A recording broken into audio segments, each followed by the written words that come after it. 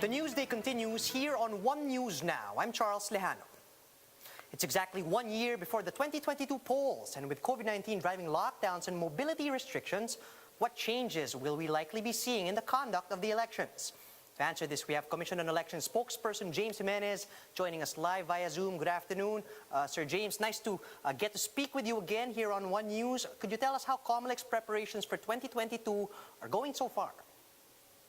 Well, right now we're really in the middle of this massive push for voter registration. As you know, voter registration will come to an end on September 30, 2021. So we're really at the home stretch. But you're right. We are staring down the barrel of elections that will be happening under COVID conditions. So we are preparing for that as well. We're in the middle of preparing the guidelines that will, in effect, change the campaigning landscape in the coming elections. Right, Sir James, will in-person campaigning still be a viable option? And if so, what are some of the new guidelines we should be expecting from the Comelec? Well, yes, it will still be around. In-person campaigning cannot be banned outright, I think, especially with the digital divide the way it is. So, yeah, we will be restricting political campaigning though, and mostly along the lines of limiting the number of people who can attend political rallies, limiting the behavior of people within those rallies, such as, for instance, requiring them to wear face masks and face shields even while attending a rally, restricting the number of people who can attend those rallies. And I think this is probably the one that will cause a lot of concern for politicians. We probably will not be allowing people to consume food at rallies. As you know, eating at a rally would be a very risky activity since you'd have to take your mask down, you'd be spreading droplets around, and so you know that just might be the vector for spreading disease. So yeah, there will be these restrictions and more, and we hope that we can expect cooperation from the politicians because they're really the key element in this equation. All right, we are looking forward to these new guidelines insofar as the campaign is concerned, but then how likely is it that there will be changes to the schedule on the day itself? Are we looking at maybe extending the voting day? That's absolutely certain, actually.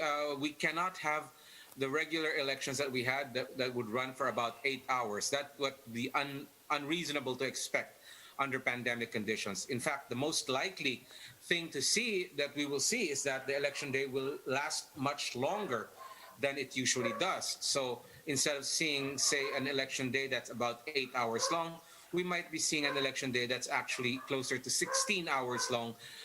Basically, we just want to keep going until we finish all voters.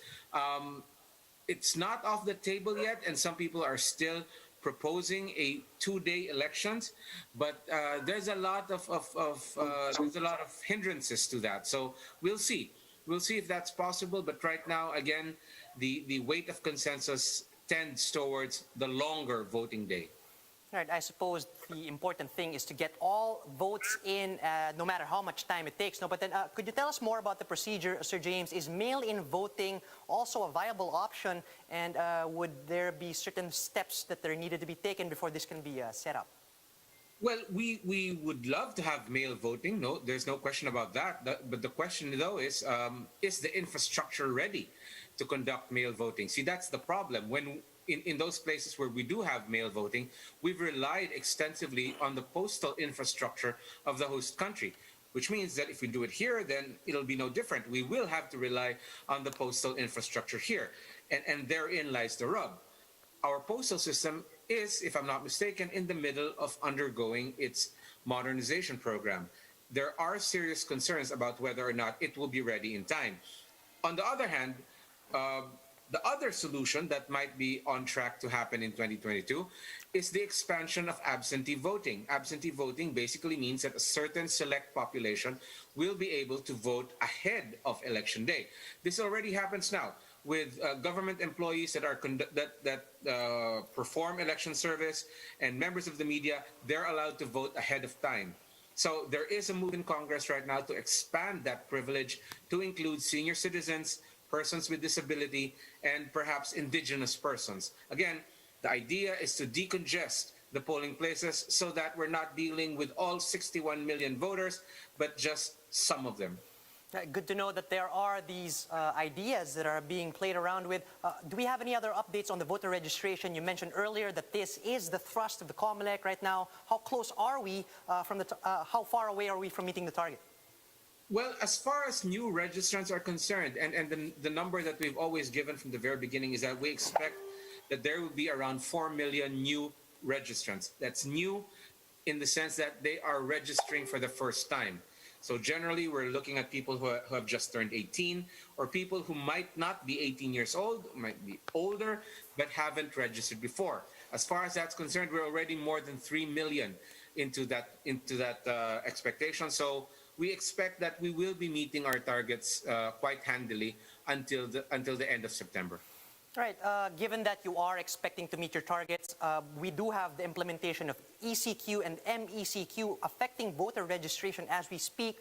Would you be willing to consider an extension if the need arises?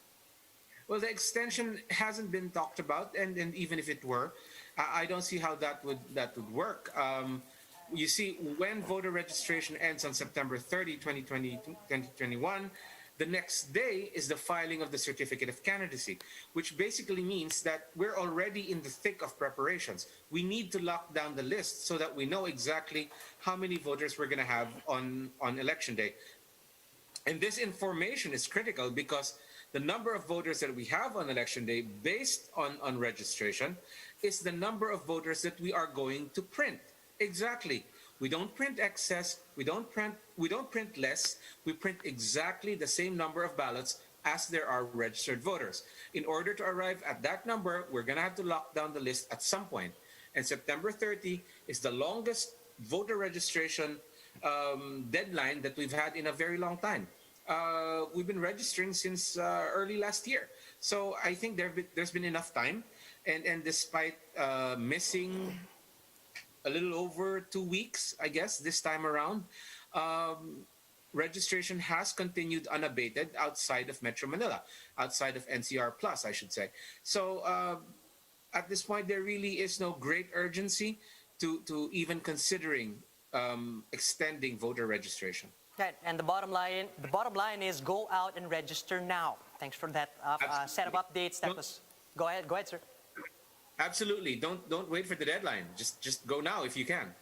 All right, thank you for your time, and happy Mother's Day to you, sir. That was Comelec spokesperson James Jimenez. A lawmaker is calling on presidential aspirants to offer concrete plans on the country's maritime dispute with China. Muntinlupa Representative Rufy Biazon said possible contenders should have a detailed plan of action. Biazon underscored the importance since the repercussions go beyond the 6-year term of any administration. His remarks came after President Duterte backed out of a debate with former Senior Associate Justice Antonio Carpio on this issue.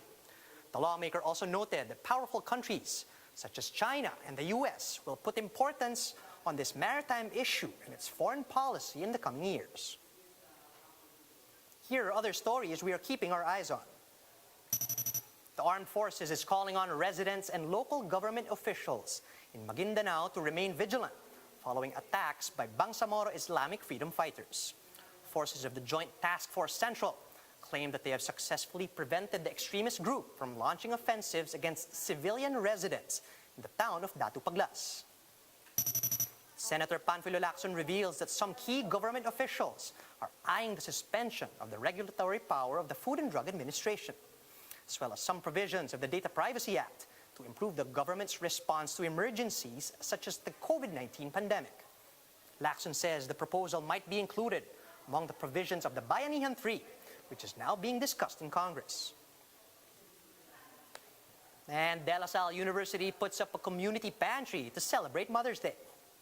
According to organizers, alumni, faculty, and staff of the university helped build the pantry. Over 300 mothers lined up earlier today to receive rice and vegetables as well as food packs from some restaurants along Taft Avenue.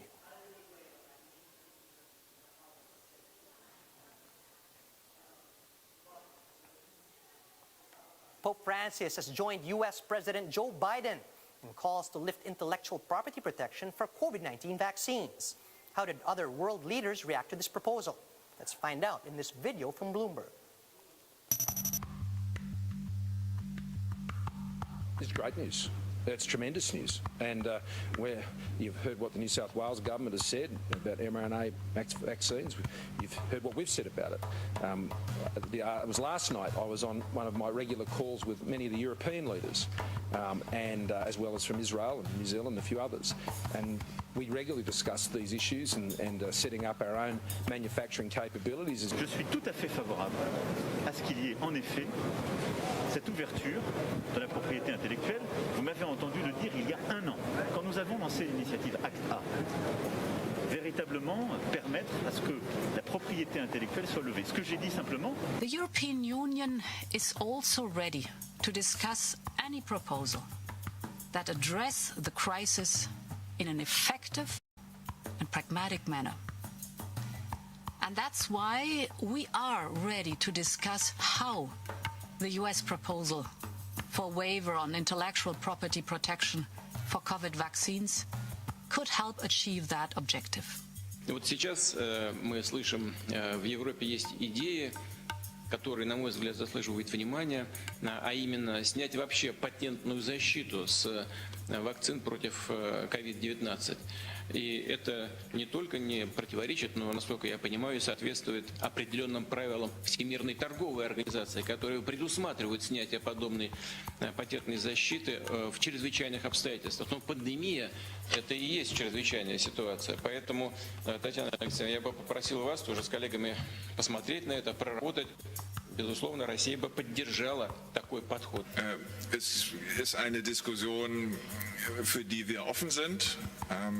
Wir sind im Moment in einer außergewöhnlichen Situation, in der es darum geht, die Welt mit ausreichend Impfstoffen zu versorgen. Es gibt, wie Sie selber gesagt haben, unterschiedliche Hinweise, dass es im Moment in der ersten Linie um die Ausweitung von Produktionsstätten geht, dort wo sie schon sind, um sie auszuweiten, um die Verbesserung der Lieferketten, um auf die Art und Weise dafür zu sorgen, dass mehr Menschen in den Genuss von Impfstoff kommen. For more updates, visit News 5, the Philippine Star, and Business World online. Visit our website, onenews.ph, for more in-depth analysis. You can also catch One News on Signal Play. Register for a free account now at www.signalplay.com so you can stream One News live anytime, anywhere. Mask on, wash hands, and stay safe, Philippines. I'm Charles Lejano. We're One News.